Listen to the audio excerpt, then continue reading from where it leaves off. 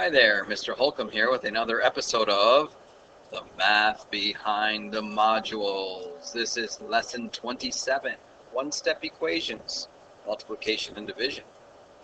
Okay, so in the last problem, or in the last lesson, we were doing addition and subtraction, and we were talking about how we have an order of operation, and if we have an equal sign, and we do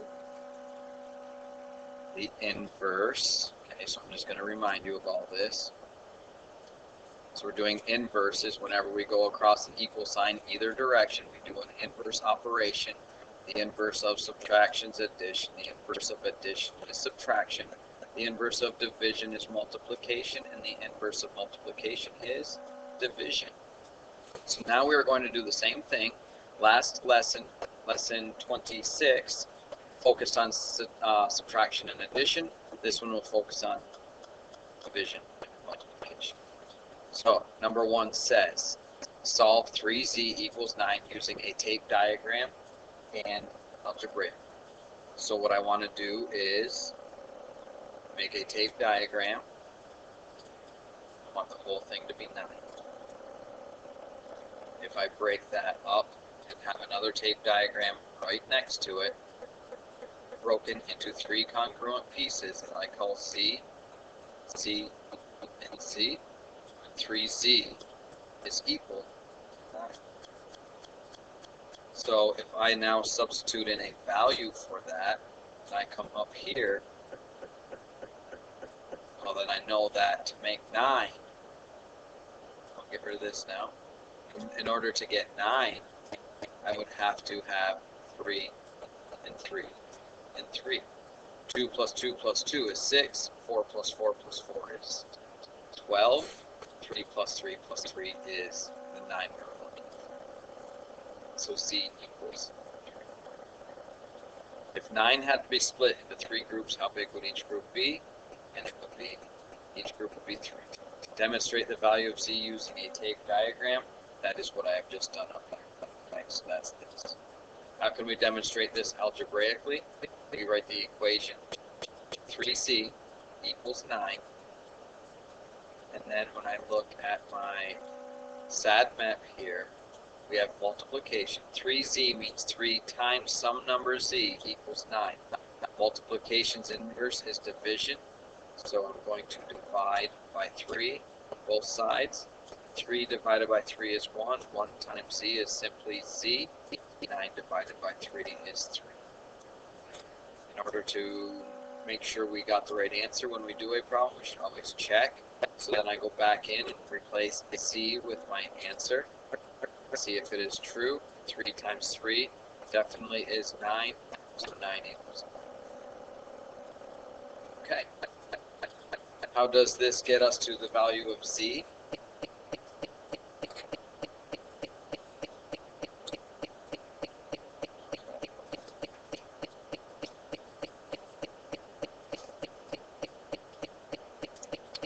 Okay, that was a little wordy to write, so I brought this in. It says, how does this get us to the value of Z?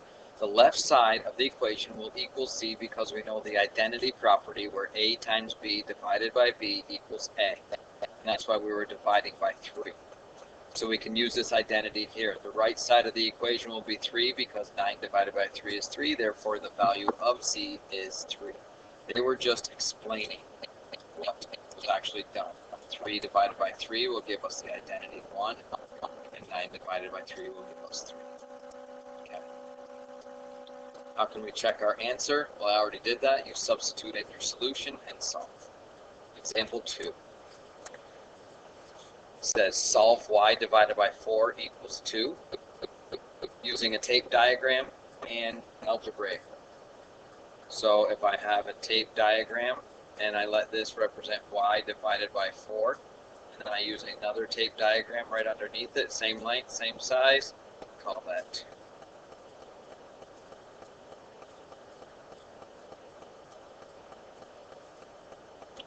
Okay, so if I want to get y by itself, if I want y, just a y, I have y divided by 4. Well, that's the same as saying 1/4 of y. So if I take this tape diagram, so it says if the first tape diagram shows the size of y divided by 4. How can we draw a tape diagram to represent y? I would have this.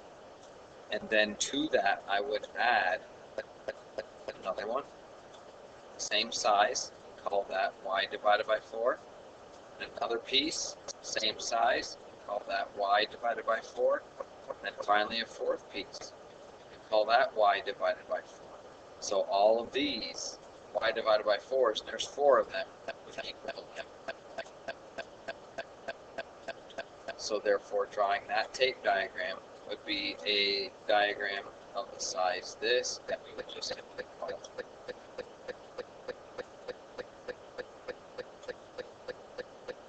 Now I know that each piece is 2, so then if I break this up, actually I won't do that there, I will do another tape diagram below. This is the same size as y. I'm going to break it into 4 pieces. They're all going to be worth 2, because that's what this says. Y divided by 4 is 2, so each piece is this size, is 2. So that's 2, that's 2, that's 2, and that's 2. And 2 plus 2 plus 2 plus 2 is...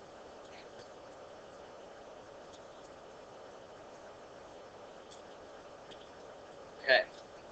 What value does each y divided by 4 section represent? It represents 2. And we know that because the equation said y divided by 4 equals 2. How can you use a tape diagram to show your value of y? I've already done that on the prior screen. That is where this is right here. Okay?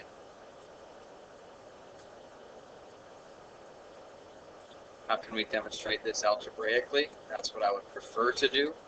So if I say y over 4 equals 2, and I want to solve this, remember our SADMAP.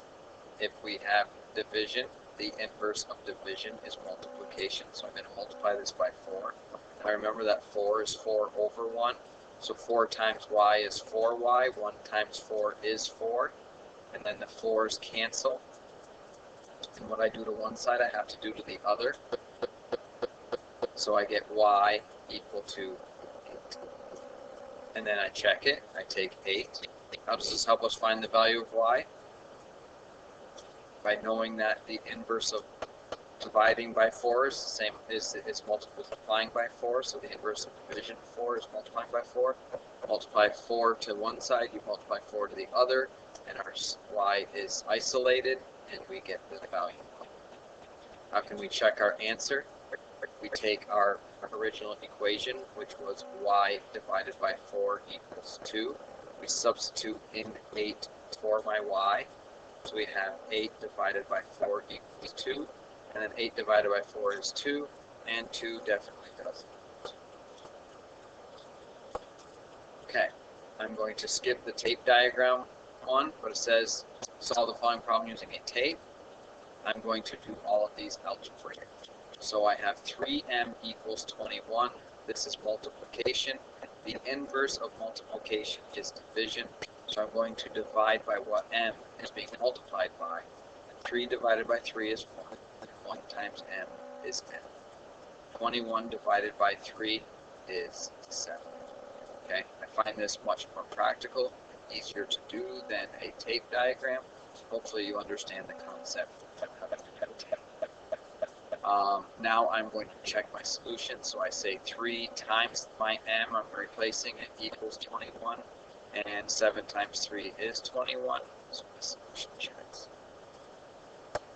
Solve the following problem algebraically. 15 equals n divided by 5. This is a division problem. To solve a division problem, the inverse is multiplication. So if I want to get rid of that 5, I multiply by 5. So 5 divided by 5 is 1. 1n is n. Divide one side by 5, I have to, multiply one side by 5. Then I have to multiply the other side by 5. So let me write this over here. So we have 15 equals n over 5. And then I'm going to multiply by 5 on both sides. These cancel. I get n equals 5 times 5 is 25. Carry the 2. 5 times 1 is 5. Plus 2 is 7. N equals 75. substitute that into our original problem. We get 75 divided by 5 equals 15. And if I do divide that, 5 goes into 7 once, remainder 2. 5 goes into 25, 5 times x. Okay, number 3. Calculate the solution of the equation using the method of your choice. You all know by now what my method of choice is, and that's algebra. So I'm going to do 4p equals 36. Multiplication in this problem will have to be taken care of by the inverse, which is division. What I do to one side, I do to the other. 4 divided by 4 is 1. 1 times p is p. And 36 divided by 4 is 9. And I check. 4 times p equals 36. And 4 times 9 is 36. So therefore my p being 9 makes this true. Examine the tape diagram below and write an equation it represents. Then calculate the solution to the equation using any method. Okay, so if I write an equation to represent this, I have 70 is equal to this tape diagram with 1, 2, 3, 4, 5, 6, 7 Q's. So my equation is 70 equals 7Q, or I could have said 7Q equals 7. And we can always switch sides of an equation if we move everything from one side to the other. We can just flip it around. That is symmetry. Okay. So now we can solve this. It says then calculate the solution using the method of your choice. The method of my choice is to do the operations inverse. 7 times q, the inverse of multiplication is division. 7 divided by 7 is 1. 1 times q is q. If I divide 7 on the left, I have to divide by 7 on the right. 70 divided by 7 is 10. So q equals 10. And then I check. 7 times 10 equals 70. This is 0. And 70 equals 70. That is number 5. Write a multiplication equation that has a solution of 12. Multiplication equation that has a solution of 12. So we don't deal with decimals or fractions. I will choose a number that is a multiple of 12 that will easily divide into it evenly, and we know 12 is even, so how about 2? So how about 2x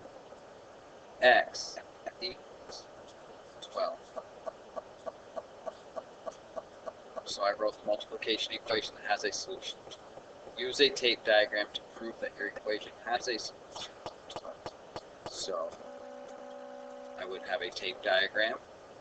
This is worth 12. I would have another tape diagram of equal length, because this is, you're told it was equal by that equal sign. It's going to split in 2. And each piece is going to be x. So 2x equals 12. And since 6 plus 6 is 12, or 2 times 6 equals 12, because multiplication is repetitive addition, then I know that my x equals 6. Number 6 says write a division equation that has a solution of 12. Now I want a multiple of 12 to make this even. So how about 48 divided by x equals, no, I don't want to do that for a specific reason. How about x divided by 3 equals 12.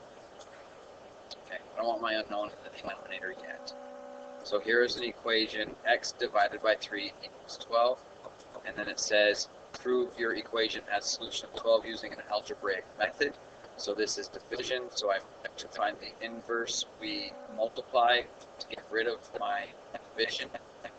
Multiply both sides by 3. 3 over 3 is 1. 1 times x is x. 12 times 3 is 36, and then I check. 36 divided by 3 equals 12.